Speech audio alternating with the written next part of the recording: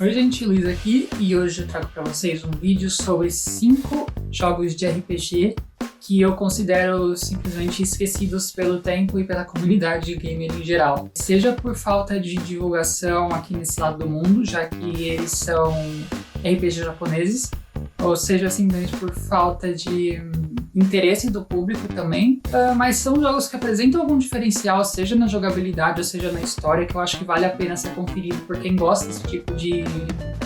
por esse gênero de videogame. Então, confiram aí.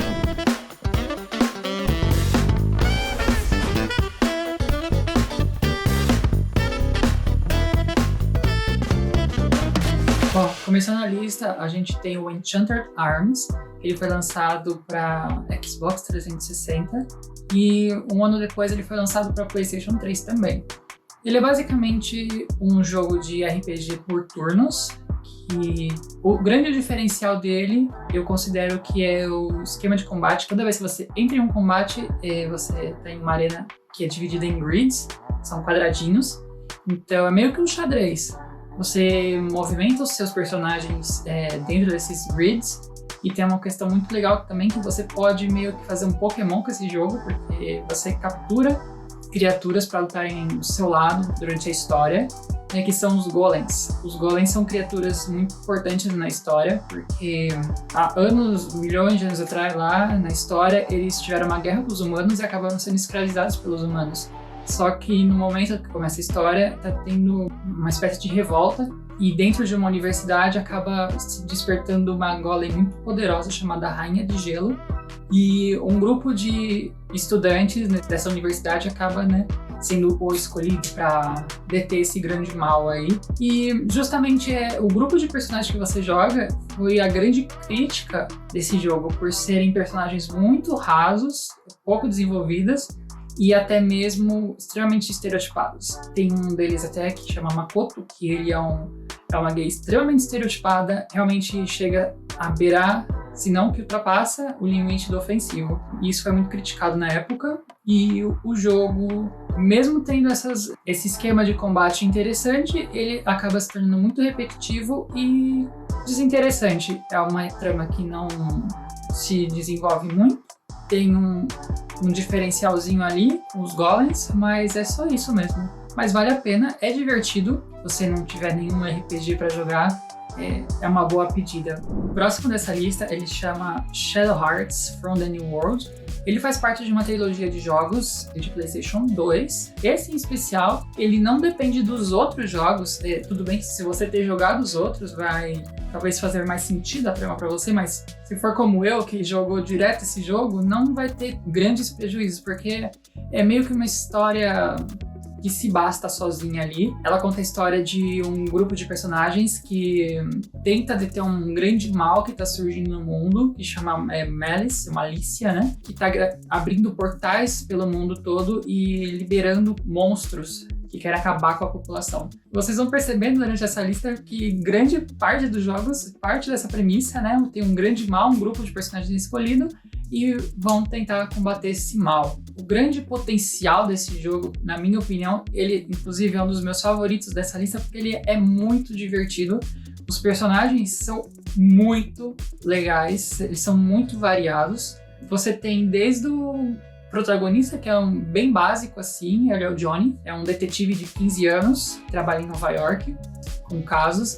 E lá que ele conhece a Shania, que é uma nativa americana loira de olho azul, que consegue se transformar em criaturas, que é no melhor estilo Final Fantasy, com as invocações. É uma loucura esse jogo, é realmente muito legal. A história em si, ela é interessante, mas também cai na mesma coisa do de sempre, né?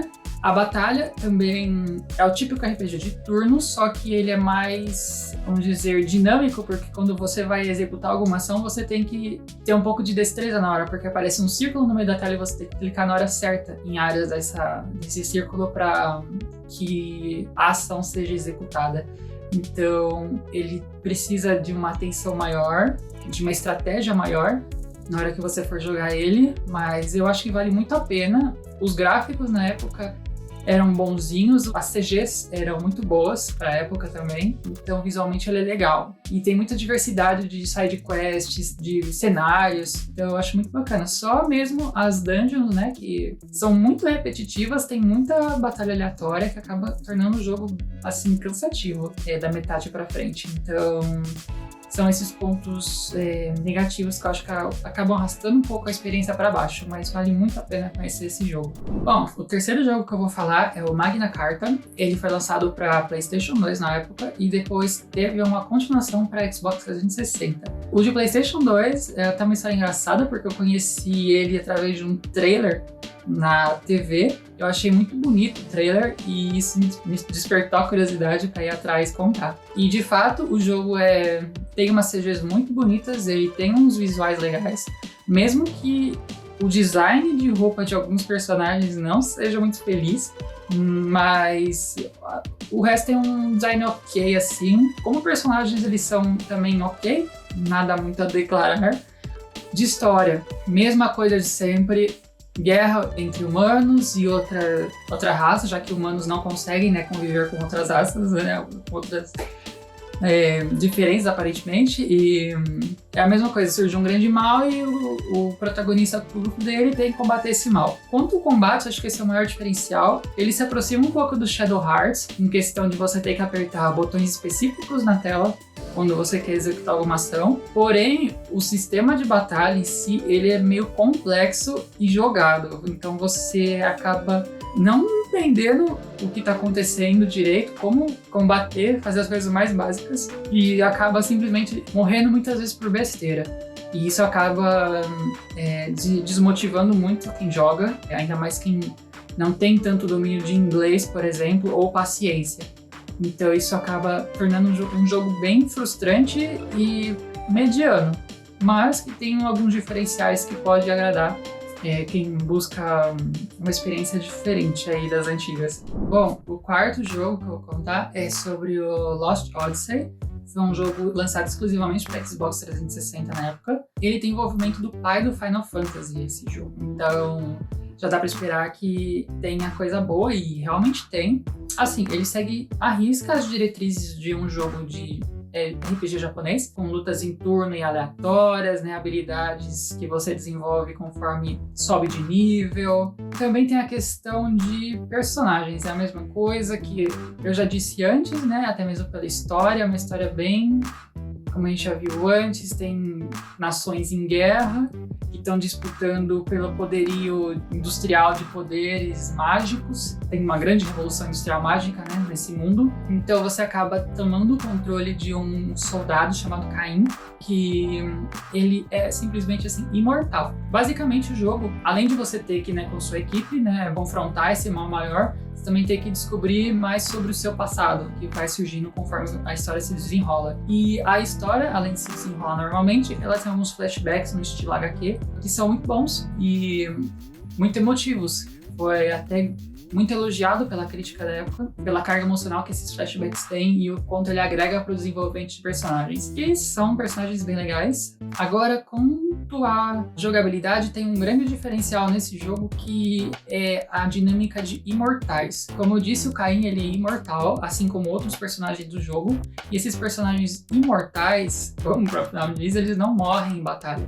Depois de alguns turnos, quando eles morrem, depois de alguns turnos eles voltam com uma vida reduzida. E eles não podem subir de nível, eles têm que se conectar com um personagem mortal.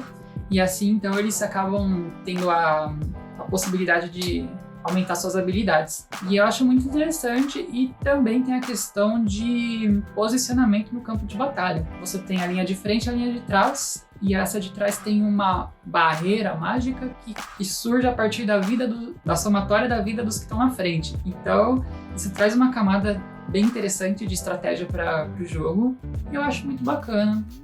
Para vocês terem ideia, é um jogo muito longo, são 4 CDs do Xbox 360, então você tem que dedicar bastante tempo para jogar e aproveitar tudo que ele tem a oferecer, mas E um pouco de paciência também pelas limitações, né, de um RPG japonês raiz mesmo. Mas é uma ótima experiência para quem gosta, então eu super recomendo. Bom, o quinto e último jogo dessa lista é o meu favorito. Ele foi lançado diretamente para 3DS, chama Persona Q, Labyrinth of Shadows. E ele é um spin-off da série Persona, que ficou bastante conhecida por causa do Persona 5, que foi o que acabou se popularizando. O Persona Q, ele basicamente é um jogo completamente fanservice para quem gosta dessa série, porque ele simplesmente une o elenco do Persona 3, o do Persona 4, e no Persona Q, que é a continuação dele, também tem o elenco do Persona 5. Então é puramente fanservice. Se você não gostar da jogabilidade, pelo menos você vai gostar pela história e pela interação entre esses personagens diferentes, né? É realmente um sonho que se realiza, né? Você fica, e se esse personagem encontrasse o outro? Então, esse jogo veio para responder essas perguntas. Só que, como único ponto negativo que eu acho, é que tem muito personagem. Então, um ou outro acaba não tendo um destaque, um tempo de tela suficiente que a gente gostaria, principalmente se você tem os seus favoritos, né? Com certeza tem. Esse é um ponto que eu acho ruim, porém, a história ela é muito boa, em especial do Persona Q, que junta o uso do Persona 3 com o 4, com uma história completamente nova e que apresenta personagens novos também que são muito legais. Não deixam nada a desejar pelos veteranos. E o esquema de combate que eles trazem é muito legal, porque é um dungeon crawler. Quando você entra nos labirintos que tem no jogo, a visão fica em primeira pessoa e você caminha pelos corredores dessas dungeons, né? O jogo é longo pra caramba, tem muitas side quests, e se você gosta de esmiuçar cada detalhe, cada evento que tem com os personagens, então você vai ter bastante horas aí para se divertir bastante. Ainda mais se você pegar o Q2 em seguida. E aí você já vai gastar mais ou menos umas 120 horas. Mas são 120 horas muito bem gastas, porque o jogo é uma delicinha de jogar. Mesmo tendo muitas batalhas aleatórias, ele não se torna muito cansativo, porque a jogabilidade é boa e a música em si é uma das soundtracks mais bem feitas, eu acho. Pra experiência é muito boa, não se torna cansativo, assim, porque você se diverte batalhando e você quer batalhar mais pra poder ouvir as músicas que tem na batalha. Pelo menos comigo foi assim. Então, eu super recomendo esse jogo. Diz aí se você já jogou algum desses aí, porque é bem difícil de ver alguém que jogou essa pérola escondida. Bom, pessoal, é isso. Eu espero que vocês tenham gostado desse vídeo. Se vocês já jogaram algum desses 5 jogos que eu falei, comentem aí embaixo se vocês querem também jogar, se vocês se interessaram, se vocês acharam chato. Comentem tudo aí, deixem as indicações de jogos que vocês acham que acabaram sendo esquecidos. Qualquer feedback, deixe também nos comentários que eu vou ler todos com muito carinho, ok? Então, muito obrigado e até o próximo vídeo.